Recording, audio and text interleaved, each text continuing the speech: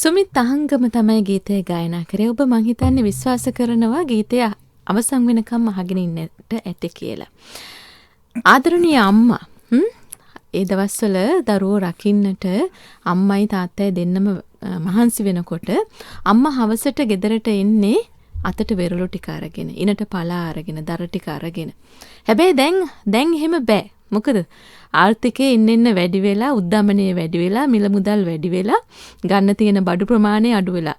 ඉතින් ඒක නිසා හැබැයි අපිට ජීවත් වෙන්නට අවශ්‍ය කරන පෝෂ්‍ය පදාර්ථ ටික අපිට මේ තරමටම ගන්න බැරිද?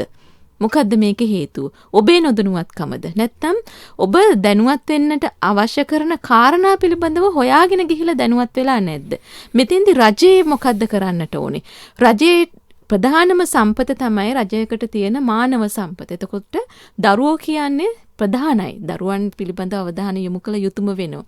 තව බලන්න දැන් මේ අද අගෝස්තු 30 වෙනිදා. අගෝස්තු සැප්තැම්බර් ඔක්තෝබර් 1 වෙනිදා වෙනකොට හැම මාධ්‍යයකින්ම ඔන්න ඉතින් දරුවෝ ගැන කතා කරાવી. ස්වදේශීය සේවය අහගෙන ඉන්න ඔබ නම් දන්නව නිරන්තරයෙන්ම අපි හැමදාම හැම වෙලෙම දරුවෝ එක්ක තමයි වැඩ කරන්නේ. දරුවෝ වෙනුවෙන් තමයි අපි මේ හැම වැඩසටහනක්ම පෙළගස්වන්නේ කියලා. ඒ කතාන්දර ඔහොම උනාට ඔහොම තියෙද්දී දැන් අපි කතා කරමුකෝ පහුගිය සතියේ තිස්සෙම අපි ඇඟේ ටිකක් ඇඟට වේදනාකාරී පණිවිඩය තමයි ප්‍රවෘත්තිය තමයි මේ දරුවන්ගේ මන්ද පෝෂණ තත්ත්වය. ලෝකේ 6 වෙනි තැන, දකුණු ආසියාවේ 2 වෙනි තැන. අපිට මෙහෙම වෙන්න පුළුවන්ද? ඉතින් මේ පිළිබඳව අපි සාකච්ඡා කරන්නට ඉතාමත්ම ගෞරවයෙන් ආරාධනා කරා පාරම්පරික දේශීය වෛද්‍ය පරිසර හිතකාමී ජාත්‍යන්තර සංවිධානයේ නිර්මාතෘ පී.එම්. ඉදිරිසිංහ මහතාට. ආයිබෝවන් කියලා ඔබතුමාම ඉතාම ගෞරවයෙන් ආරාධනා කරනවා. පිළිගන්නවා. ඉතින් ඉදිරිසිංහ මහත්මයා අපිට කියන්න නිරන්තරයෙන්ම අපි පහුගිය වැඩසටහන් ගණනාවකින්ම කතා කරා විසිතුරු පැල වගා කරගත්තට පස්සේ අපිට වෙන්න පුළුවන් ආදීනව පිළිපදව. දැන් අපි ඒවයි ප්‍රතිඵල භුක්ති විඳිමින් ඉන්නවා. දැන් අර කලින් ගීතය අහපු අපේ අම්මලා අතට වෙරළු නෙමෙයි, ඉනට පලා නෙමෙයි අරගෙන ඉන්නේ. මොනවද කියලා බලන්න. ඔබේ ගෙවත්තේ තියෙන මොනවද කියලා බලන්න. ඔබේ ගෙවත්තේ ඊටාම පහසුවෙන් අපේ දරුවන්ට පෝෂණ උණතා නැති කරන්නට වගා කරන්න පුළුවන් පැල තියෙද්දී ඔබ වගා කරලා තියෙන්නේ මොනවද කියලා බලන්න. නැවත වතාවක් හිතන්න. ඒ අතර රජයේ වගකීම් ගැන අපි ඇස්සරවන්නට තමයි දැන් සූදානම් වෙන්නේ. එදිරිසිංහ මහත්මයා, ඔබට දැනෙන විදියට මේක වගකීම යන්නේ කාටද? ඔව්, මේකේ වගකීම සහ වගවීම කියන දෙකම දෙපාර්ශ්වයටම පොදුයි. නමුත් මෙතන වැඩි වගකීමක් ගන්න ඕනේ වැඩිහිටි සාමාන්‍ය ජනතාව. දරුවන්ගේ වගකීම තියෙන්නේ ඇත්තටම තමුන්ටනේ. ඒක රජයේවත් එහෙමත් නැත්නම් වෙනත් පාර්ශවයකටවත් පවරන්න බෑ. හැබැයි එතන තියෙන වගකීමක් නායකත්වය සහ සකස් කිරීම මෙතෙන්දී දේශපාලන නායකත්වය අතගැසිය යුතුයි. අපි එතන දුර්වලතා බොහොමයක් තියෙන නිසා ඒ ගැන කතා කරන්නේ නැතුව ඉන්න එක හොඳයි. එතකොට ජනතාවට තමුන්ගේ දරුවන් පිළිබඳව වගකීම කියන්නේ තියෙන්නේ නියත වශයෙන්ම දෙමාපියන්ට. එතකොට දැන් සත්‍ය වශයෙන්ම අපි මේක දිගින් දිගටම කතා කරා විසිතුරු ශාක පිළිබඳව කතා කරද්දී දැන් මේ ගෙවතු ලක්ෂ 62ක් තුල සිදු කරන මහා විනාශයේ ප්‍රතිඵල අපි නෙළමින් ඉන්නවා. දැන් අපි ඇත්ත වශයෙන්ම කියනවා නම් පර්චස් 1 2 5 10යි කියන තර්කයේ පැත්තකින් තියලා පෝච්චියක වගා කරගෙන හරි දරුවන්ට අවශ්‍ය කරන සමස්ත පෝෂක දෙන්න අවශ්‍ය කරන හැම සම්පතක්ම රටේ තියෙනවා. එකක්වත් නැහැ කියන්න නැහැ. හැබැයි ඒ පිළිබඳ දැනුම නැහැ. එතකොට මේ දැනුම නැති එකේ වගකීම ජනතාව පමණක් නෙමෙයි, එතෙන්දී නම් රාජ්‍ය යාන්ත්‍රණය, අධ්‍යාපනය මේ සියල්ල වගකිය යුතුයි. නමුත් අපට දැන් මේ මාධ්‍යයෙන් කරන සේවාව, දැන් මේ දෙන දැනුම ප්‍රායෝගිකව අත්හදා බලන්න පුළුවන්. අපි මේවා අත්හදා බලලා ඕගොල්ලන්ට අපිට එක්ක එකතු වෙලා බලන්න පුළුවන්. අපි ඒවට රිසර්ච් මධ්‍යස්ථාන හදලා උපකරණ ගෙනල්ලා එතකොට දැන් මේ කට කැඩෙනකන් අවුරුදු 17ක් තිස්සේ දැන් කියනවනේ දැන් මේ ගුවන් විදුලිය රූපවාහිනිය තුල විවිධ මාධ්‍ය තුලින්. එතකොට ජනතාව මේක ඊතරම් මං හිතන්නේ ගන්නේ නැහැ ඔළුවට. ඒගොල්ලන්ගේ වගකීමක් හැටියට බාර ගන්න නැති එකයි ප්‍රශ්නේ තියෙන්නේ. අපි එතෙන්දී තමුන්ගේ දරුවෝ වෙනුවෙන් මම හිතන්නේ ඔබතුමීගේ ප්‍රශ්නෙට කෙටිම සරලම පිළිතුර නම් රජය දිහා බලාගෙන ඉන්නේ නැතුව රජයට දැවැන්ත වගකීමක් තියෙනවා. නමුත් එතනින් ඒක ඉටු වෙන්නේ නැති නිසා අපිත් එක්ක එකතු වුණොත්, මේ මාධ්‍ය ආයතනත් එක්ක එකතු වුණොත් මේ දෙන දැනුම හරියටම ගන්න. දැන් හැම රට පුරා සිද්ධ වෙන වංචනික ක්‍රියා ශනිකව රට පුරා ව්‍යාප්ත කරන්න මේ ජනතාව දක්ෂයි. ඒ නම් මෙවැනි යහපත් පණිවිඩයක් ලැබුණාම ඒකේ අපිට පසු සේවාවක් නැහැනේ.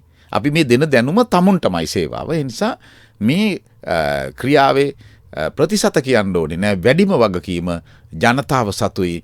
අපි වගකීමෙන් කියනවා මේ වැඩසටහන හරියට සවන් දීලා සමාජගත කරොත් අපි මේ මන්ද පෝෂණය නියත වශයෙන්ම ශ්‍රී ලංකාවේ ඔය කියන 6 වෙනි ස්ථානේ නෙමෙයි අපට ස්ථානයක් අවශ්‍යම නැහැ. අපේ රටට 6 වෙනි ස්ථානේ හෝ මේ 100 වෙනි ස්ථානේවත් දෙන්න පුළුවන් රටක් නෙමෙයි. සමස්ත සම්පත් සියල්ලම අවශ්‍ය කරන සියලු සම්පත් ටික තියෙනවා. කළමනාකරණය නොකිරීම සහ ඒ සම්පත් පිළිබඳ නොදැනුවත් භාවය නිසා තමයි අපේ රටේ දරුවෝ මන්ද පෝෂණයට ලක් වෙන්නේ සහ පෝෂණ උණතාවයෙන් පෙළෙන නිසා අපේ තියෙන අස්වනු අඩු භූමියක් නිර්මාණය කරගෙන තියෙන එක ඒක අපිට පැය 72ක් වගේ සුළු කාලෙකින් අවසන් කරන්න පුළුවන්. අන්න එතෙන්ට අපි මේ කතාව පොඩ්ඩක් වැඩිපුර කේන්ද්‍ර කරමු. අපි කතා කරනවා අපේ පස නිසරු වෙලා අස්වැන්න අඩුයි. අපිට පෝර ටික ලැබුණේ නැහැ. ඒ හින්දා තමයි මේ මන්ද පෝෂ. දැන් ඕනම දෙයකට සරලම උත්තරය දෙන්න ලේස්තිනේ. වගකීම් දරන අය ටක් ගාලා ඇඟිල්ල දික් කරන්න සූදානම්. වෙන පැතිවලට. හැබැයි මේ කතාව අපිට පිළිගන්නට බෑ. දැනුමක් තියෙන අය, දැනුම හොයාගෙන යන අයට මේ කතාව පිළිගන්න බෑ. ඇත්තටම අපිට රසායනික පොහොර නැතිකම නිසාද අපි මේ තත්ත්වයටපත් වෙලා තියෙන්නේ. රසායනික පොහොර කියලා කියන්නේ ප්‍රධාන වශයෙන් සංඝටක 3ක් 4ක් මූලික කරගෙන නයිට්‍රජන්, ෆොස්ෆරස්, පොටෑසියම්, මැග්නීසියම් ඇතුළු තවත් බොහෝ සංඝටක වලට ඉතින් අපිට නම දාන්නේ.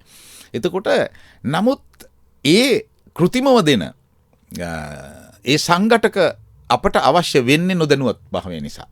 දැන් අපට පෝෂණය දෙන අපේ පෝෂණ අවශ්‍යතා සියල්ල සපුරන එක ශාකයෙන් ඒක කරන්න පුළුවන්.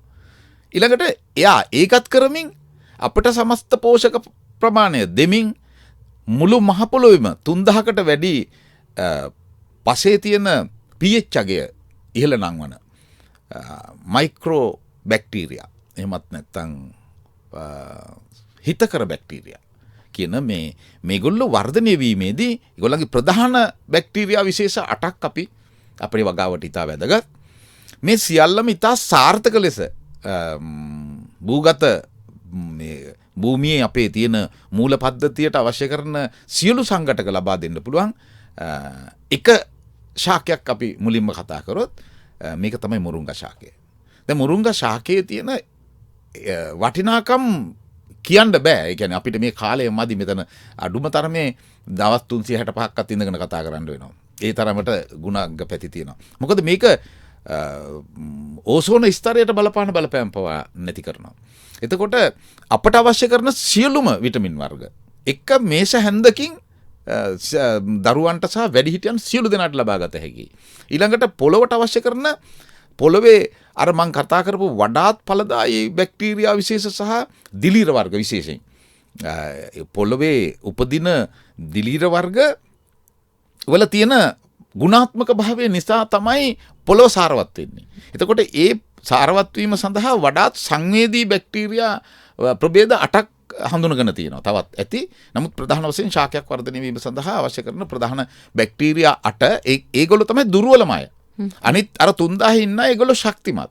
ඒ නිසා අපට අර ඒ දුර්වල වුණත් ඒගොල්ලෝ අපේ කෘෂිකර්මාන්තයේ පැවැත්මට ඊටාම ඵලදායී දායකත්වයක් දක්වන නිසා ඒ සමස්ත බැක්ටීරියා වර්ග සමස්ත දිලීර විශේෂ රැක ගැනීම සහ වර්ධනය වීම සඳහා අපට අපි හිතමු අපේ තියෙන ගොවි බිමේ අපි හිතමු අපිට තියෙන්නේ පුංචි ඉඩක්. එතන ඉඳලා පටන් ගත්තොත් පර්චස් 2යි 3යි 5යි කියන තැන ඉඳලා හිටියොත් තමුන්ගේ ගෙවත්තේ ඉඩ තියෙන එක පොලක හෝ එහෙමත් ඉඩ නැත්තම් පෝච්චියක හරි මුරුංගා පැලයක් හිටව ගන්න අපි දැන් මේක රටේ ප්‍රශ්නයක් විසඳෙන තැනටම අපි ගෙනියන්න බැලුවොත් මේ මුරුංගා වගාව තුලින් ලබන වඩාත් ඵලදායී දේවල් පිළිබඳවත් අපි දැනුවත් කරමු. අපි හිතමු ඉඩමක් තියෙනවා නිසරුයි.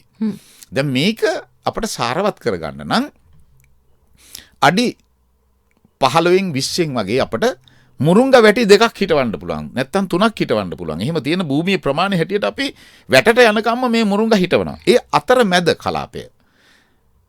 ඉතා පැහැදිලිවම කිසිම රසායනික පොහොරක් අවශ්‍ය නැති අර මුරුංගා ශාකය මූල පද්ධතිය හරහා සමස්ත භූමියම අසීමිතව පෝෂණය කරනවා. එතකොට අපට අවශ්‍ය කරන එළවලුද පළතුරුද ඕනෑම දෙයක් මේ පේලි දෙක අතරේ සිටවා ගැනීමේ හැකියාව තියෙනවා. එතකොට අපට අර එකක් තමයි මුරුංගා ශාකය එක්ක තියෙනකොට බැක්ටීරියා දිලීර ආසාදනත් ඉතාම අල්ප වශයෙන් තමයි අපට දකින්න ලැබෙන්නේ. ඒ සඳහාත් අපට පොඩි කැපකිරීමකින් ඒක අවසන් කරගන්න පුළුවන්. ඊළඟට දැන් මුරුංගා ශාකයේ පත්‍ර වලින් අපට විශාල පෝෂකයක් ලබා ගන්නවා. වගේම ඒකේ මූල පද්ධතිය හරහා පොළොව සාරවත් කරනවා. ඔන්න දැන් එතකොට අපට අවශ්‍ය කරන ඔය කියන මන්ද පෝෂණය අපිට එකෙන් මුරුංගා ගහෙන් විතරක් නැති කරන්න පුළුවන්. එතකොට මෙතෙන්දී විශේෂ මතක් කිරීමක් කරන්න ඕනේ.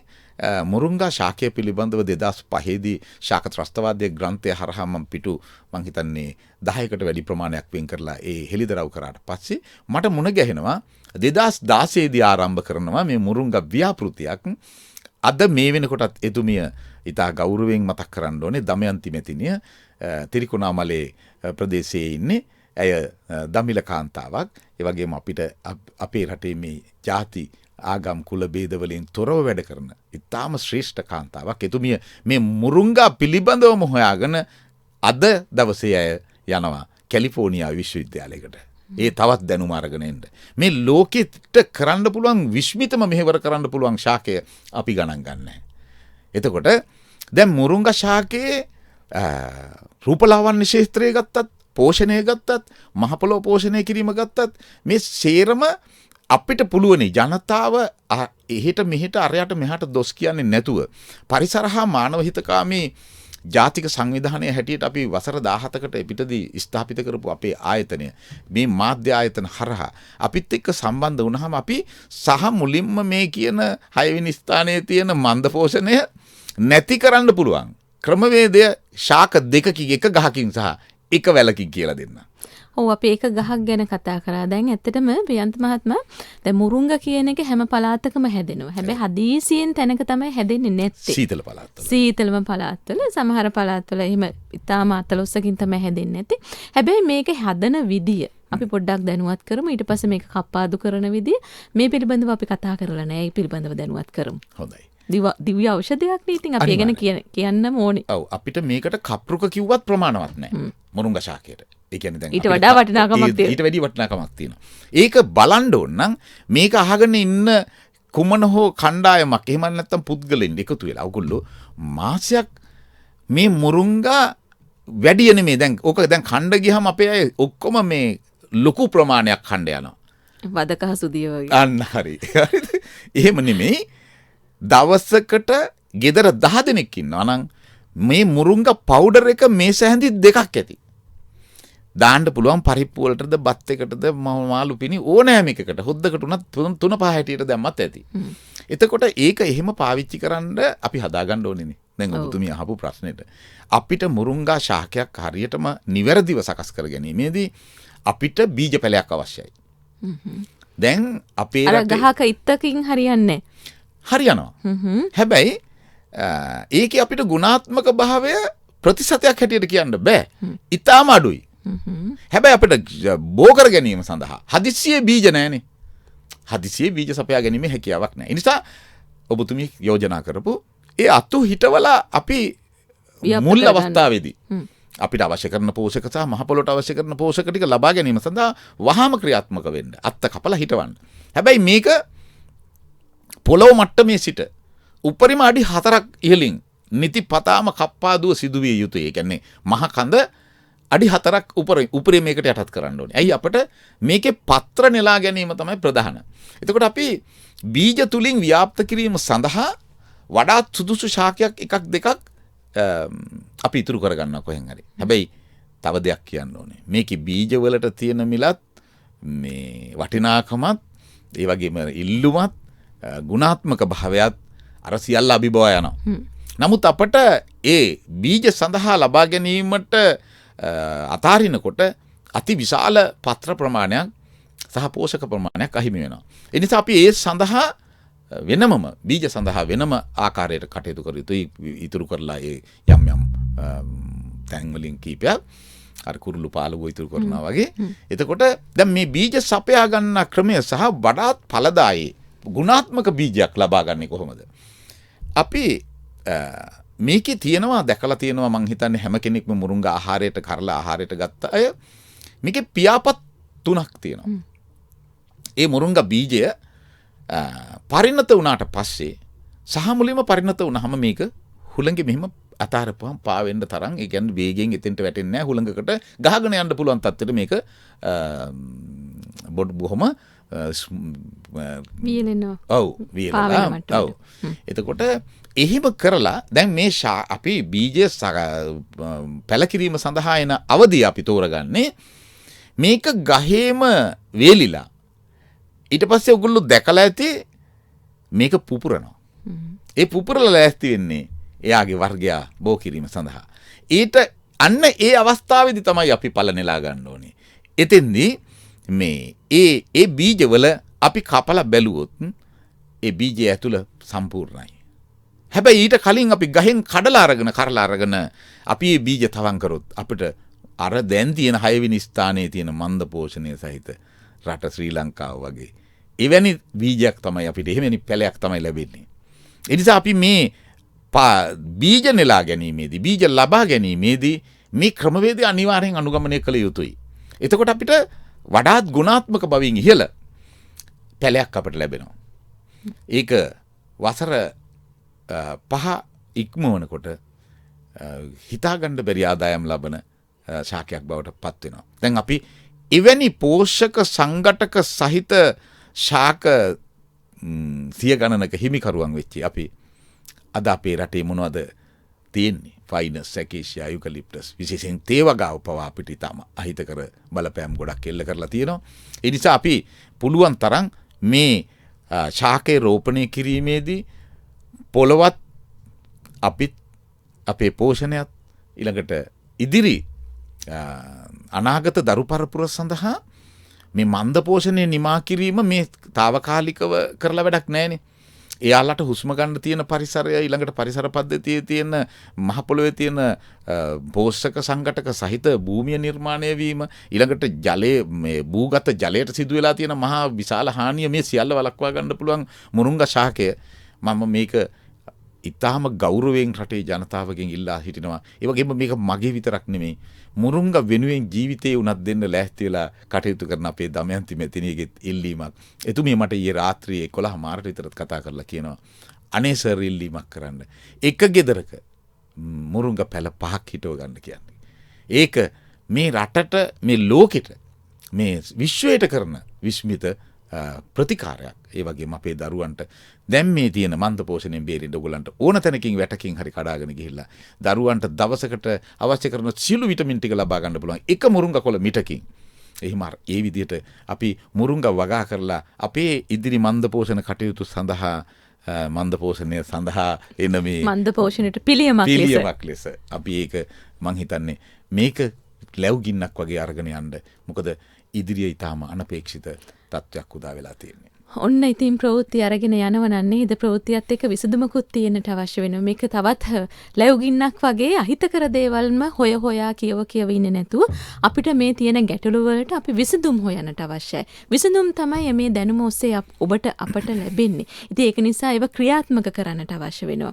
ඉතින් අර කලින් කිව්වා වගේ සමහර වෙලාවට අපිට මුරුංගා බීජ වලින් පැලයක් හිටව ගන්න ටිකක් කල් යනවනේ ප්‍රියන්ත මහත්තයා. ඒක නිසා අර දඩු වලින් හිටවන එක නතර කරන්න හොඳ නැහැ. නෑ. ඒක ආරම්භය දෙන්න ඕනේ එතන. අනිවාර්යයෙන් මොකද මේ තියෙන ගැටලුකාරී තත්වයට අපිට කෙටි කාලිනව නැත්නම් ෂණික කිව්වම ඔබ වඩාත් කැමතිනේ ෂණික කෑම කන්න ෂණික නේද? ඒක නිසා මේ ෂණික විසඳුමක් විදියට මුරුංග දණ්ඩක් හරි හිටවන්නට අවශ්‍ය වෙනවා. අනිවාර්යයෙන්. මුලදී දඬු හිටවලා පසු කාලිනව අපි. ඒ කියන්නේ ඒක භුක්ති විඳින්මින් ඉන්න ගමන් අපි බීජ ශාකයට යා යුතුයි. ඒ බව අමතක කරන්න එපා. ඒ වෙනුවෙන් පෙළ ගැහෙන්නට ඕනේ. ප්‍රියන්ත මහත්මයා ඔබ සඳහන් කරා එක පැලයක් සහ තවත් මේ වැලක් තියෙනවා කියලා. ඔව්. ඒක අපේ අම්මා සහ තාත්තා කියලා හිතුවොත් හරි. ඒ කියන්නේ පිරිමියා සහ කාන්තාව කියන වගේ ගහක් සහ වැලක්. මේ දෙකෙන් පුළුවන් අපිට මේ මුළු සමත්ත මන්ද පෝෂණයම නැති කරලා දාන්න. ඒක තමයි ලෝකේ මේකට හඳුන්වන්නේ වෙල්වට් බීන් නැත්තම් විල්ලුද බෝංචි. හැබැයි අපේ රටේ මේකේ විවිධ නම් වලින් ඒ කියන්නේ අහක දාන්න ප්‍රතික්ෂේප කරන්න පැති හදනවා අපේ කන්සෙප්ෂනල් වෝ එක නේ සංකල්ප යුද්ධය හරහා. ඒ කියන්නේ ඒකත් ත්‍රස්තවාදී අධියර. එතකොට මේ අපේ රටේ මේකට කියනවා වඳුරුමෑ කියලා. වඳුරුමෑ. එතකොට ටිකක් හිතටත් නිකන් හරි නෑ වඳුරුමෑ. අප්පෝ අපි මොකටද වඳුරුමෑ කන්නේ? හැබැයි මේකේ ප්‍රභේද 153ක් ලෝකේ හඳුනගෙන තියෙනවා. ලංකාවටම ආවේනික වූ විශේෂ 3ක් තියෙනවා. මේ තුනෙන් කළු පාට බීජ තියෙන එක සහ දුඹුරු සුදු පුල්ලි සහිත බීජ තියෙන එකේ අස්වනු වැඩි. වසර 3ක විතර කාලයක් මෙයා අපට බීජ මේ ආහාර සඳහා කරල් සපයනවා. මාස 3 විතර පූදිනවා. ඊළඟට එක වැලක් හිටව ගත්තාම සාමාන්‍යයෙන් ගෙවල් 5කට 6කට කණ්ඩ ප්‍රමාණවත් බෝංචි හැදෙනවා. දැන් මේකේ තියෙනවා පොඩි ප්‍රශ්නයක්. ඒක තමයි බලන්න පුංචි දැන් අපේ නොදැනුවත් භාවය නිසා අපිට වඩා රනිල කුලයේ තියෙන වඩාත් පෝෂණ ගුණයෙන් මේ මිහිපිට දැනට හොයාගෙන තියෙන රනිල කුලයේ ඉහළම පෝෂක සහිත බෝංචි විශේෂය. එතකොට දැන් අපි මෙයාව ප්‍රතික්ෂේප කරලා ඉන්නවා. හැබැයි ලංකාවට බීජ ටොන් 15ත් 20ත් අතර ප්‍රමාණයක් වාර්ෂිකව ආනයනය කරනවා ඖෂධ සඳහා. එතකොට දැන් මේක බෝංචි වගේ ලපටි අවධියේදී කිසිම ප්‍රශ්නයක් නැහැ. පුංචි දරුවෙකුට උනත් කන්න දෙන්න පුළුවන්. අපටත් කන්න පුළුවන් පෝෂණ ගුණයෙන් ඉතාම ඉහළයි. මෙයා මේ ශාකයේ තියෙන බලන්න ලෝකේ පවතින තුරාවට පවතිනත් අපට පෝෂණය දෙන්නත් නොනැසී පවතිනත් මෙයා සුවිශේෂ කාර්යයක් ඉටු කරනවා. මොකද? ඔව්. මෙයා බීජ මෝරනකොට මධ්‍යකාරක බවක් ඇතුළත් කරනවා බීජයට. එතකොට වෙන්නේ කිසිම සතෙකුට හෝ මිනිස්සෙකුට මේක විනාශ කිරීමේ අරමුණෙන් කාලා ඉවර කරන්න බෑ. එහෙමනම් පුච්චල මොනවා හරි කරලා ඉවර කරන්න ඕනේ. බලන්න කොයිතරම් ශාකයක් මිනිස්සුන්ට සතුන්ට ආදරය කරනවද පරිසරයට ආදරය කරනවද. මෙයා මොකද කරන්නේ? මධ්‍යකාරක තත්වයක් ඇතුල් කරන නිසා සතෙකුටවත් මිනිස්සෙකුටවත් මේක බීජ පරිණත වුණාට පස්සේ පැහුණු බීජ නැත්තම් වියලි කරලක බීජ කෑවොත් අපිව මත් වෙනවා. ඉතින්දී අපිට මිනිස්සු හැටියට අපි හොයාගෙන තියෙනවා අපේ රටේ ඉන්න ආදිමුතුන් මිත්තු අපි හොයාගත්තේ වනේ අපේ පොතපත්වල උපවන විනෝදය වෘක්ෂායුර්වේදය ඇතුළු තියෙන දහසක් පොතපත්වල ශුක්‍ර නීතිය මේ වගේ පොත්පත්වල ඉතා පැහැදිලිව සඳහන් වෙනවා. සහ අපි ප්‍රායෝගිකව මේ අද උදේත් මම වඳුරුමෑ වියලි බීජ ආහාරයට අරගෙන ඇවිල්ලා ඉන්නේ. ඒවට සකස් කරගන්න ක්‍රමවේදයන් අපි කියලා දෙනවා. මේක සාමාන්‍ය මාළුවක් හැටියට අපිට මේ වියලි බීජ පරිණත වූ බීජත් ආහාරයට ගන්න පුළුවන්. ඒ ගන්න අපි 3 වතාවක් 4 වතාවක් විතර තම්බලා අපි වතුර පෙරන්න ඕනේ. ඒ පෙරලා අරගත්තාම අපි ගහෙන් අද මං හිතන්නේ කිලෝ එක රුපියල් 8,000ට 10,000ට කන කජු වලට වැඩිය රසයි. ඒ 4 වතාවක් වතුර පෙරලා ගන්න වෙල්වට් බීන් බීජ නැත්තම් අපේ තියෙන වඳුරුමෑ බීජ. මේකට මද්දමින කියලාත් කියනවා අපේ රටේ සමහරක් ජනතාව. හරිද? විවිධ නම් වලින් හඳුන්වනවා. මේ මද්දමින කිව්වත්, වඳුරුමෑ කිව්වත්, වෙල්වට් බීන් කිව්වත්, විල්ලුද බෝංචි කිව්වත් මේ ඔක්කොම එකයි. එතකොට දැන් ලංකාවේ මේක බලන්න වගා නොකරන එකේ තත්වය මේ තියෙන ඒ කියන්නේ අර මුරුංගා වගේම තවත් පැතිවලින් අසීමිත පෝෂණයක් ගෙන දෙන ප්‍රෝටීන් අවශ්‍යතාවයද විටමින් අවශ්‍යතාවයද ශක්ති ජනක භාවයද ඊළඟට කිව්වොත් සමස්ත ශරීරයේ තියෙන නහර දුර්වලතාවයද තියෙන මේ සාමාන්‍ය පුද්ගලයෙකුට අවුරුදු 75 80 වෙච්ච පුද්ගලයෙක් නිහඬව වැතිරිලා ඉන්න පුද්ගලයෙක් මේක එක තේ හැඳි දෙකකින් නැකිටවන්න පුළුවන් අර කුඩු කරලා හදාගන්න වඳුරුමෑ බීජ කුඩු වලින්. අපි මම මේ අද මං හිතන්නේ ඊයේ වෙනකොට මේ කිලෝ 3ක් විතර ප්‍රමාණයකින් දැවන්ත ඖෂධ ප්‍රමාණිකුත් සකස් කරලා තියෙනවා. ඒ ඔය කියන ඉදිරිබන්ධ පෝෂණයේදී මට දෙන්න පුළුවන් යම් කිසි සේවාවක් ලබා දීම සඳහා. එතකොට ඒකෙන් එක මේ සැහැන්දකින් පුළුවන් අපිට දවසක අවශ්‍යතාවය දරුවන්ට දෙන්න තරම් ශක්තිමත්. ඉතින් ඒකට හාතවාරියාල සහ මේ වඳුරුමෑ බීජ තමයි වැඩිපුර යොදාගෙන තියෙන්නේ. එතකොට දැන් මේ වඳුරුමෑ කියන එක විශේෂය දැන් ලෝකෙට තියෙන අපි එකක් දැනගන්න ඕනේනේ. අවම වශයෙන් ඇමරිකාව වසරකට හෙක්ටයාර් මිලියන 3ක් අවම වශයෙන් රෝපණය කරනවා. අසල්වැසි ඉන්දියාවත් එහෙමයි.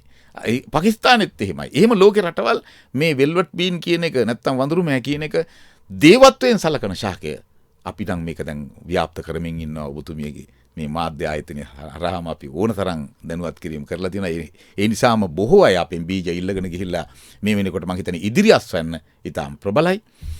ඉදිරියේදී අපි ඒක තවත් දසදහස් ගුණයකින් වැඩි කරන්න බලාපොරොත්තු වෙනවා. දැන් මේකේ තියෙන වඳුරු මෑවල තියෙන විශේෂත්වය තමයි එක නැට්ටක් පල්ලෙහාට එන එකක කරල් 20ක් 25ක් හැදෙනවා. මෙයාට බැක්ටීරියා දිලීර ආසාදන පිළිබඳ ප්‍රශ්නයක් නැහැ. එහෙම යාට කිට්ටු කරලා කරන්න පුළුවන් කමක් නැහැ. ඊළඟට වඳුරු මෑ ශාකයත් අර අපි කියපු මුරුංගා ශාකය වගේම කියලා නිම කරන්න බැරි තරම් පසට අවශ්‍ය කරන නයිට්‍රජන් ප්‍රමාණයක් මුදා හරිනවා. ඒ නිසා අපි දැන් මේ බලන්න මේ දෙන්නත් එක්ක ඉදිරි ගොවිබිම අරන් ගියොත් අපි පෝෂණය ලැබලා අපේ ගහකොළත් පෝෂණය ලැබලා පොළොවත් සාරවත් වෙලා අපනයනයට යම් නිෂ්පාදනයක් කරොත් ලෝක වෙළඳපොළ සැදී පැහැදී ඉන්නවා. සමස්ත භූමිය මුරුංග වගා කරත් අපිට දෙන්න බෑ ලෝක අවශ්‍යතාවයෙන් 2%. සමස්ත භූමිය වඳුරු මෑ වගා කරත් 2% සපයන්න බෑ. එහෙනම් අපි මේ භූමියේ මෙතන මට තියෙන දෝෂාරෝපණයක්. මේ ශ්‍රී ලංකා භූමියේ වගා කළ හැකි සහ වගාව දන්න ගොවි මහත්තුරු මිලියන ගාණක් ඉන්නවා. උනන්දුව තියෙන තවත් ඉන්නවා. මේගොල්ලන්ට මේ රටේ තියෙන කිසිම රාජ්‍ය භූමියක් අපි දැන් අවුරුදු 20ක් විතර තිස්සේ ඉල්ලනවා. දෙන්නේ නැහැ. වඩාත් සාරවත් ලංකාවේ තියෙන විශිෂ්ටතම භූමිය අපි හඳුනාගත්ත ශ්‍රී ලංකාවේ තියෙන්නේ රත්නපුරෙන් එහා හල්දුමුල්ල ගම්පහ. මේ ගම්පහ නෙමෙයි. එහෙත් තියෙනවා ගම්පහක්. දියලුම ඇල්ලට මෙහා ඒ ප්‍රදේශය තමයි ලංකාවේ තියෙන හොඳම ක්ලයිමට් එක තියෙන හොඳම ඒරියා එක. හැබැයි මේකේ තියෙන ඉතාම සාරවත් භූමි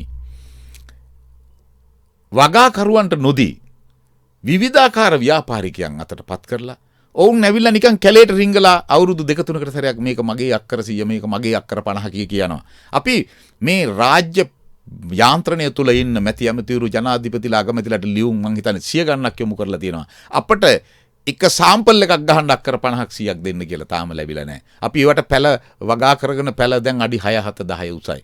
ඒව දෙනවා කියලා පොරොන්දු වෙන නිසා එහෙම කරේ. නමුත් ඒ නිසා ජනතාවත් දැනගන්න ඕනේ, රජයත් දැනගන්න ඕනේ. මේ රට පුරා නිර්පරාදේ තියෙන හිස් භූමි අපිට මං වගකීමෙන් කියනවා අපිට ගල් ගොඩවල් දුන්නොත් අපි ගල් ගොඩෙත් වගා කරනවා. ඒ වගේම තවත් කුමන හෝ ආකාරයෙන් අපිට ජනතාව සහාය දුන්නොත් අපි ඒගොල්ලන්ට දැනුමින් ඒ වගේම අපි ඔවුන්ට දෙන්න පුළුවන් යම් කිසි දෙයක් බීජ ලබා දීමෙන් ඒ වගේ සේවය කරන්නත් සූදානම්. අඟහරුවාදා ප්‍රභාතයත් එක්කයි ඔබයි මමයි මේ එකතු වෙලා ඉන්නේ. අපි අද කතා කරන්නේ දරුවන්ගේ මන්ද පෝෂණය පිළිබඳව. මේක වගකීම දරන්නේ කවුද? අපිම දරාගෙන අපේ දරුවෝ ටික හොඳ පෝෂණීය දරුවෝ ටිකක් හදාගත්තොත්, මන්ද පෝෂණයෙන් තොර දරුවෝ ටිකක් හදාගත්තොත් මේ දරුවන්ගේ බුද්ධි මට්ටම ඉහළ යනවා. එතකොට මේ දරුවන් රටට අවශ්‍ය කරන දරුවෝ, ශක්ති සම්පන්න දරුවෝ, අපේ දරුවෝ අපට සම්පතක්, රටට සම්පතක් කරගන්නට ඔබට මට හැකියාව තියෙන නිසා තමයි යලි යලිත් අපි මේ පිළිබඳව අවධානය යොමු කරන්නේ.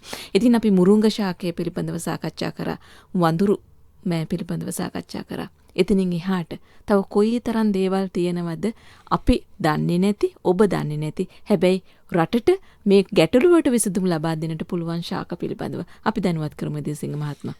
ඔව් දැන් උතින්දී මට අහපව් හැරෙන්න වෙනවා. මොකද හේතුව දැන් වගා කරනවා කියන එක කොයි තරම්ද කියලා බැලුවොත් එහෙම වර්ග කිලෝමීටර් 65610ක් තියෙන බවනේ අපිට සංඛ්‍යාලේඛන වලින් දැනුවත් කරන්නේ. අපේ අය හිටවන ගස් ප්‍රමාණය බැලුවහම මේ 65610 ඒවා 7-800ක තරම් ඒවා අපේ අය හිටවලා තියෙන්නේ. දැන් මේක ඇයි මේ තරම් කෘෂි කර්මාන්තයේ මේ හිටවන ගහකොළ හැදෙන්නේ නැත්තේ, ප්‍රතිඵල නැත්තේ ඇයි කියන එකට යන්න ඕනේ අපි.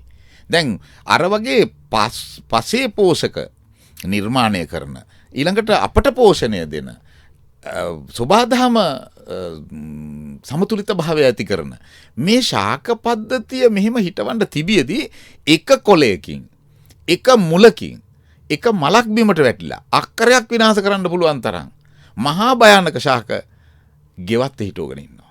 ඔබ ඔහොම කියනකොට මට මතක් වුණා, ඇත්තටම ගෞරවයෙන් මතක් කරන්නත් අවශ්‍ය වෙනවා. අපි ගියා වාරියපොළ ප්‍රදේශයකට. ගියාට පස්සේ ගෙදර ගේ වටේම වවාගෙන තිබුණ වතු සුද්ද, අරලිය. පොඩි දැනුවත් කිරීමක් කරා මේක හොඳ නෑ කියලා. දැන් ඒ ගෙදරේ සියල්ල අයින් කරලා. හරි. මෙහෙම කරපු අය ඉන්නවා. ඔව්. අපි එයාට දිරියක් දෙන්නට අවශ්‍ය වෙනවා. හැබැයි තවමත් මේ දැනුම අල්ලපු ගෙදරට නොගිය පළාත් තියෙනවා. ඉතින් තමන්ගේ ගෙදර විතරක් අයින් කරගෙන ඉන්නේ නැතුව අල්ලපු ගෙදර අයටත් කියනවා නම් වතු සුද්ධාරලිය ඒ වගේම ෆාම් ගස් තව පිළිබඳව දැනුවත් කරමු. එදිසෙන් මහත්මයා අපි මොනවද මේ ගෙවත්තෙන් අයින් කරන්න ඕනේ? අපි දැන් ප්‍රධාන වශයෙන් හිටවන්න ඕන පැල දෙකක් කිව්වනේ. ඔව් මුරුංග ගැන කිව්ව, මදුරුමෑ ගැන කිව්ව, තවත් තියෙනවා ඔබ දන්නව. අපි විශේෂයෙන්ම දැන් නිසරු පස්ස සරු කරගන්න අවශ්‍ය වෙන්නවනේ අනවශ්‍ය දේවල් අයින් කරන එක. අපි ඒ පිළිබඳව දැනුවත් කරමු. ඔව්. ඉතින්දී මම කියන්නේ දැන් මේ එක වතු සුද්ධ ශාකයක් සාමාන්‍යයෙන් ගම් 7-8ක් විනාශ කරන්න ප්‍රමාණවත්. හැබැයි ජනතාව මෙතන බලාගෙන හදාගෙන ඒගොල්ලෝ සැලසුම් කරගෙන පරපුරෙන් පරපුරට ගෙනාපු දැනුමක් හැටියට කියනවා මේ 1950-60 දශකයේ තමයි ওই වතු සුද්ධ කියන ගස් එකක් දෙකක් ඇමරිකාවෙන් සහ නැගෙනහිර ඉන්දියාවෙන් ශ්‍රී ලංකාවට හඳුන්වලා දීලා මොකද අපි බුදුන් වඳින්න බෞද්ධයෝ හැටියට යේසුස් වහන්සේට ගරු කරන්න මේ මල් අවශ්‍ය නිසා කියලා මේකේ හැමදාම මල් පිපෙනවා. මේක තමයි අපේ තියෙන මෝඩකම. එතකොට අපිට බුදුන් වඳින්නත් ඕනේ, යේසුස් වහන්සේට ගරු කරන්න ඕනේ, නබි නායකතුමාට කියන සියලු ආගමික ශාස්ත්‍රඥ වහන්සේලාට ගරු කරන්න ඕනේ. හැබැයි ඒ සඳහා අපට යකෙක් අවශ්‍ය නැහැ. දැන් අපිව වනසන යකෙක් අපි දොහොත් මුදුනේ තියාගෙන ගිහිල්ලා තියලා ඊට පස්සේ ඒක කුණු කොටට විසි කරපුවාම සමස්ත භූමිය පුරාම ඉන්න අර මයික්‍රෝ බැක්ටීරියා නැත්තම් හිතකර බැක්ටීරියා කියන අය සහ දිලීර නිෂ්පාදනය දැන් මේ ඒ දිලීර නිෂ්පාදනය නැවතිච්ච එක ජනතාවට බලන්න පුළුවන් එදා එක වැස්සකින් පස්සේ මොන තරම් හතු හැදෙනවද මේ භූමියේ. දැන් අද හතු අපි වගා කරලා මේ බීජ දාලා හදලා රසායනික යොදපු මේ හෝමෝන හත්තක් තමයි අපි අද ආහාරයට ගන්න. නමුත් අපි කුඩා කාලේ පිදුරු හතුද ඉඳලොල්ද වීන් වැලි හතුද නැති දෙයක් තිබුණේ නැහනේ. ඕන තරම් හතු. ඔව්. අද මොකද වෙලා තියෙන්නේ? කොහෙවත් හතු පිපෙන්නේ නැහැ. හතු පිපෙනවා නම් පිපෙන්නේ කෙමිකල් ඇතුලේ. කෙමිකල් වලින් හදපු දේවල්. ඒ නිසා දැන් මේ මහා විනාශය වළක්ව ගන්න ඕනේ. දැන් අපි ඔය මම සඳහන් කරපු මුරුංගා හිටෙව්වත් වඳුරු මෑ හිටෙව්වත් ඔය මොකකින්වත් වැඩක් ගන්න හම්බෙන්නේ නැහැ. මොකද ඒ සමස්ත පෝෂක නිර්මාණය නිෂ්පාදනය කරන පසේ පෝෂක ශක්තිමත් කරන සක්‍රීය ජීවීන්. ඒගොල්ලෝ අපිට ඇහැට පේන දේ විතර නෙමෙයි අපේ ජනතාවට වෙලා තියෙන ලොකුම ප්‍රශ්නය ඕකයි. මේ මහ පොළොවේ පේන තැනින් උඩ තියෙන ටික දිහා බලාගෙන ඉන්නවා. හැබැයි මේ වෙනත් රටවල් විශේෂයෙන් ඒකත් මතක් කරන්න ඕනේ ඉන්දියාව ඇතුළු බොහොමයක් රටවල් මහ පොළොව තමුන්ගේ අම්මට වැඩිය ගරු කරනවා. මහ පොළොවේ සාරය තමයි අපි බෙහෙත් කියලා බිව්වත් කෑම කියලා කෑවත් මොනවා හරි අපි පොළොවේ සාරය. ඒකේ චක්‍රීය සිද්ධාන්තය කරන මේ ප්‍රතිචක්‍රීකරණය කරලා දෙන එක්කෙනා තමයි ශාකය. එතකොට අපි මේ වඩාත් ගැඹුරින් ප්‍රවේශම් කළ යුතු එක තමයි භූමිය. ඒ භූමිය නිසරු කරන භූමිය විස සහිත භාවයට පත් කරන භූමිය ජීවත් වෙන ෆංගස් වර්ග, දිලීර වර්ග නැත්තම් බැක්ටීරියා විශේෂ මේවට ජීවත් වෙන්න සුදුසු ආකාරයේ බහිස්රාවීය කොටස් ශාක වලින් මුදා හැරිය යුතුයි. ඒ නිසා තමයි කියන්නේ මේ දේශීය ශාක පද්ධතිය තියාගෙන මේ අපේ රටේ තියෙන සමස්ත භූමිය විනාශ කරන විසිතුරු ශාක හැටියට හඳුන්වන ශාක ත්‍රස්තවාදයේ ශාක ඉවත් කරන්න කියලා කියන්නේ මේ දරුවන්ගේ පැවැත්මට, රටේ පැවැත්මට, අපේ තියෙන පරිසර පද්ධතියේ මේ සමතුලිත භාවය රකින්න. දැන් මේගොල්ලෝ මේ තියෙන චක්‍රීය සිද්ධාන්ත දන්වැල් 100ක් තියෙනවා නම් 100ම 7-8 පොලකින් කඩලා තියෙන්නේ. මේක අපිට මම ඉතා වගකීමෙන් කියන අපිත් එක්ක එකතු වෙලා මේ කාර්යයට අපෙන් දැනුම අරගත්තොත් ඔයගොල්ලෝ එක අවුරුද්දකදී පූර්ණ ස්වයංපෝෂිත සුන්දරම රට බිහි කරන්න පුළුවන්. මේක කතාවක් නෙමෙයි අපි කරලා තියෙනවනේ. දැන් අපි කරලා තියෙන දේවල් බලන්න පුළුවන්. එතකොට ඒක මුළු රටේම දැන් තියෙන ඖෂධ ශාක දැන් හිතන්නකෝ නික කොහොඹ කරඳ ඔය වගේ තියෙන ශාකයක් හොයන්න ගියත් එවැනි වැල් කිලෝමීටර් ගාණක් යන්න ඕනේ මේකේ පොත්තක් කොලයක් හොයාගන්න. එච්චර ඕනේ වදමලක් හොයන්න. වදමලක්. එතකොට ಜಾති හැටියට 100,000 ගන්නක විස්මිත ගුණ සහිත ශාක වර්ග හිමිකරුවන් වෙච්ච අපි ගෙදර වටේ හිටවගෙන තියෙන මොනවද? ක්‍රෝටන්, වතු සුද්ධ, අරලිය, ජමයිකා රෝස්, ජෙට්‍රොපා, ජපන් අරලිය. දැන් මේ වගේ උග්‍ර විෂ ශාක පද්ධතියක් අපි ගේ වටේ හිටවගෙන තියෙන ඩිෆන්බකියා වර්ග. ඒකටල විශේෂ. දැන් මේවා ඇග්ලොනිමා. දැන් ඇතුළු කියන්නේ ಜಾති හැටියට නම් කිව්වොත් 100 ගණක් කියන්න පුළුවන්. හැබැයි මේ සියල්ලම අතහරින්න නැති හේතුකුත් තියෙනවනේ. ඇයි?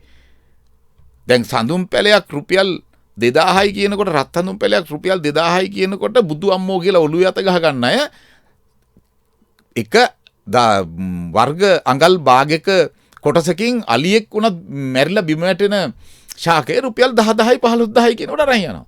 ගිහිල්ලා ඒක මැදසාලේ ගේ ඉස්සරහ තියාගෙන දරුවෝ අල්ල දැන් මං දන්න එක ගෙදරක අම්මා කෙනෙක් ගහලා දරුවෙක්ගේ ඇඟිලි දෙකම දැන් මෙහෙම තියෙන්නේ. වේවැලෙන් ගහලා මේ ඇග්ලොනිමා එකේ කොල කෑල්ලක් කැඩුවා කියලා. එයාගේ මේ දැන් ස්නායුත් එක්කම වෙලා මොකද අල්ලගෙන ගහලා. දැන් ඒ තරම් ඒ කියන්නේ මේ මොකද්ද මේකට තමයි යන්න එතෙන්දී එනවා ජනතාවගේ නොදැනුවත් භාවය වගේම රජයේ වගකීමක් තියෙනවා. රාජ්‍ය වගකීමක් තියෙනවා මේ විෂ සහිත ශාක සහ අනාර්ථික ශාක ආර්ථිකයට දායක නොවන ශාක විදේශීය ශාක මේවා වහාම රටින් පිටුවහල් කළ යුතුයි ඉවත් කළ යුතුයි. එතකොට දැන් අපි දැන් අවුරුදු 17ක් 18ක් තිස්සේ කියනවා මේ පොල් වගාව විනාශ කරන ෆයිටෝප්ලාස්මා උපදින්නේ red palm, Kent palm, bottle palm, champagne, foxtail කිය මේ බොරු ඉංග්‍රීසි නම් දාගෙන මේ තියෙන මහා භයානක ෆයිටෝප්ලාස්මා උපදින ශාක පද්ධතිය තමයි මේ රටේ ජනතාව නඩත්තු කරන්නේ. ෆාම් ගස් කියලා. ෆාම් ගස් කියලා. එතකොට රොයල් ෆාම්. දැන් ඒකට දාන ලස්සන නම් රෙඩ් ෆාම්. Red farm. දැන් ෆොක්ස්ටේල් කියන එක සිංහලෙන් කිව්වනම් ගන්න නැහැ. ඇයි නරියාගේ නැට්ටනේ. දැන් නරි නැට්ට කියලා කිව්වනම් ඕක ගන්න නැහැ. දැන් මේක ෆොක්ස්ටේල්. හරිද? එතකොට ඒ වගේ මේ දැන් මේ මෑත කාලෙදී ආවා දැන් බලන්න අපි උත්සාහ කරනවා මුරුංග ගහක් මේ වැලක් හිටවගෙන මේව කරන්න කියලා. ස්නේක් පොයිසන් යන නයි විසට සමාන විසක් තියෙන නයෙකුගේ හැඩේ තියෙන නයාගේ ශරීරයේ ස්වරූපය තියෙන භයානකම ශාකයට ලස්සන නමක් එක්ක එනවා සැන්සවේරියා. එතකොට දැන් සැන්සවේරියා කියලා කිව්ව සැනකින් මම දැන් මේ අවුරුද්දකට විතර කලින් ගියා මහියංගනේ දඹානේ වැඩි පරපුර වන්නියලැත්තෝ එහෙම මුණ ගැහිලා එන්න. ඒ වන්නියලැත්තෝගේ ගෙදර ඉඳලා ගත්තාම කොළඹ හතේ කුරුඳු වත්තේ තියෙන ගෙවල් වලත් টয়ලට් එකේද ගේ ඇතුලේද හැමතැනම සැන්සවේරියා. ඈත දුෂ්කර පයින් යන ගම්වල මිනිස්සු පවා සැන්සවේරියා ශාකය ගෙනහිල්ලා හිටවගෙන.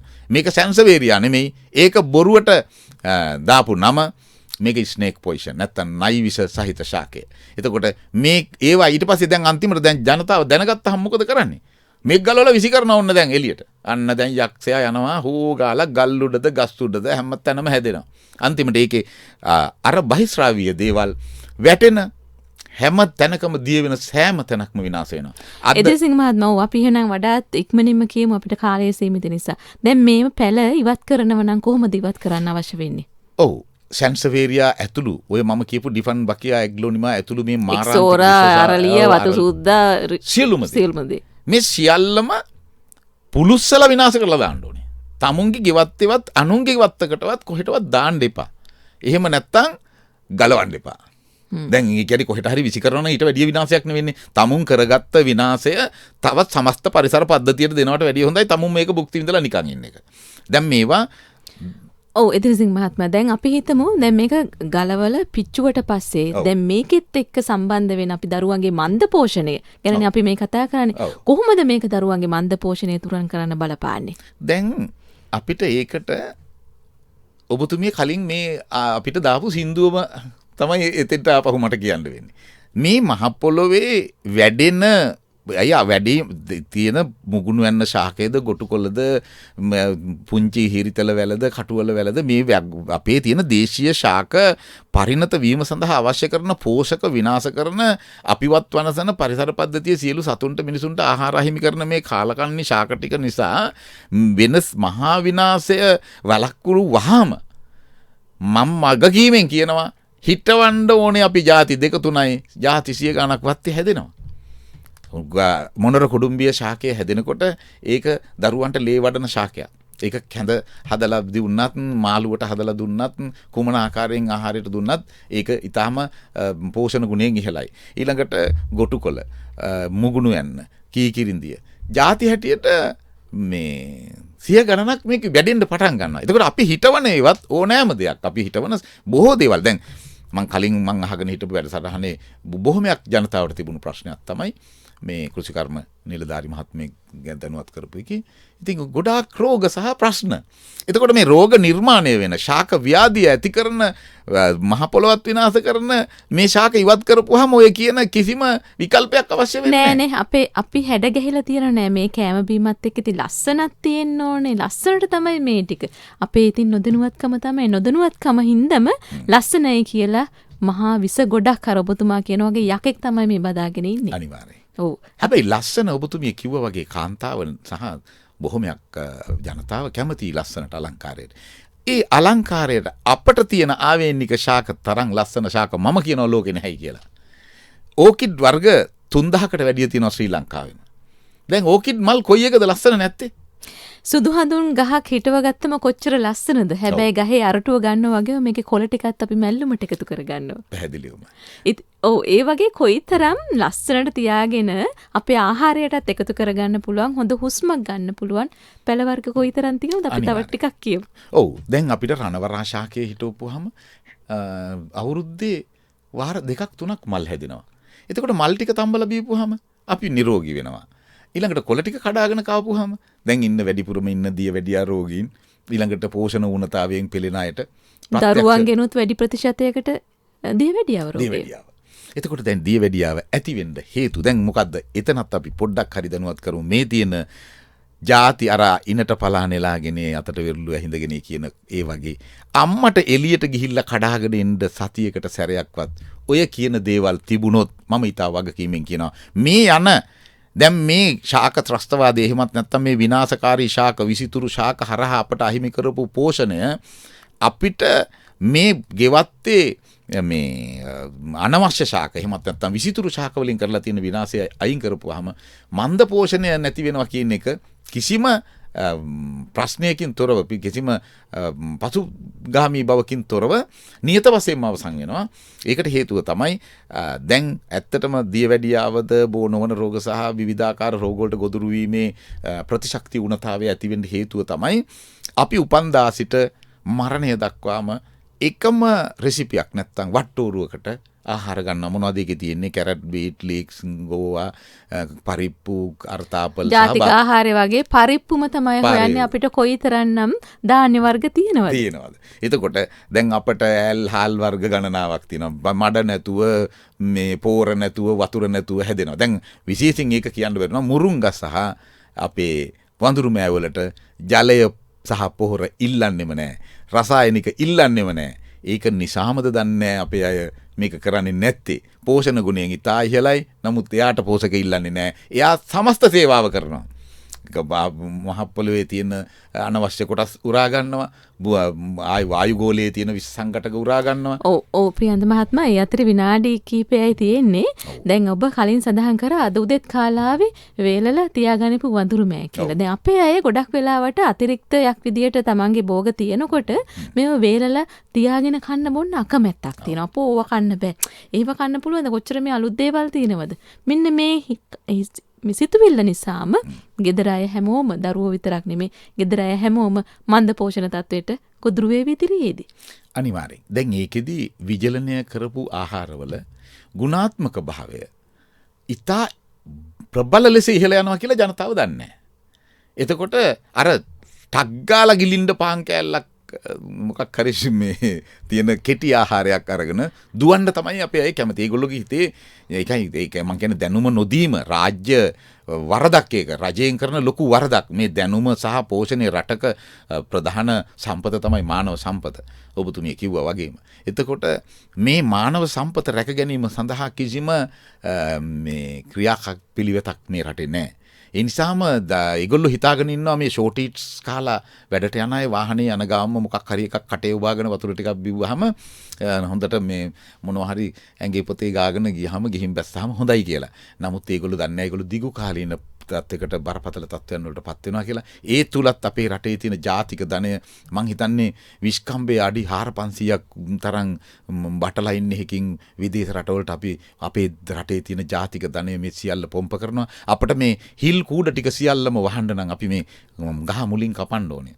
මේ තියෙන ප්‍රශ්නේ අපි මුලින් හඳුන ගන්න ඕනේ. අගට විදකම් කරලා වැඩක් නැහැ. දැන් ඔබතුමිය කිව්වා වගේ විජලනය කළ ආහාරවල තියෙන ගුණය ඉතාමත්ම කලාතුරකින් එකක තමයි මම දන්න තරමින් එහෙම එකක් මට තාම ඔලුවට එන්නේ නැහැ.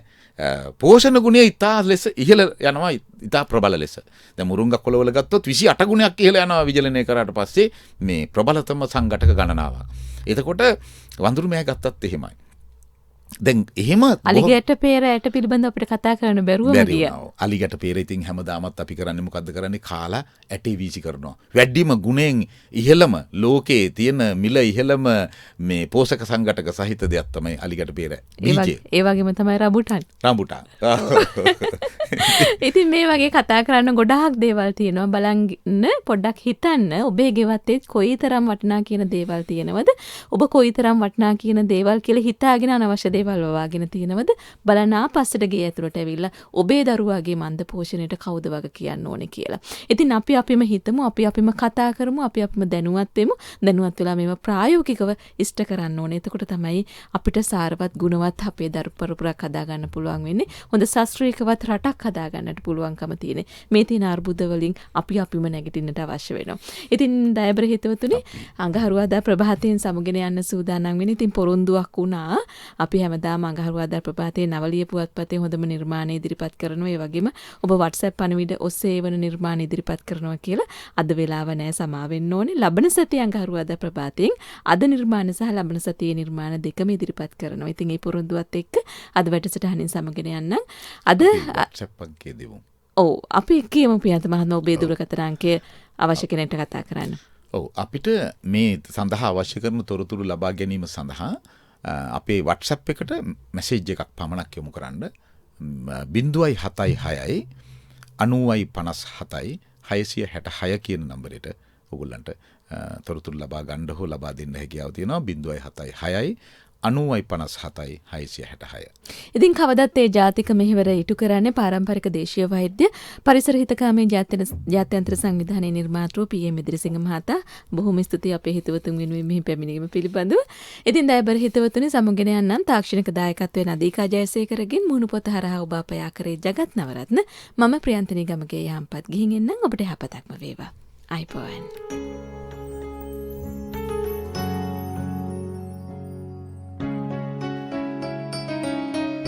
ප්‍රභාතය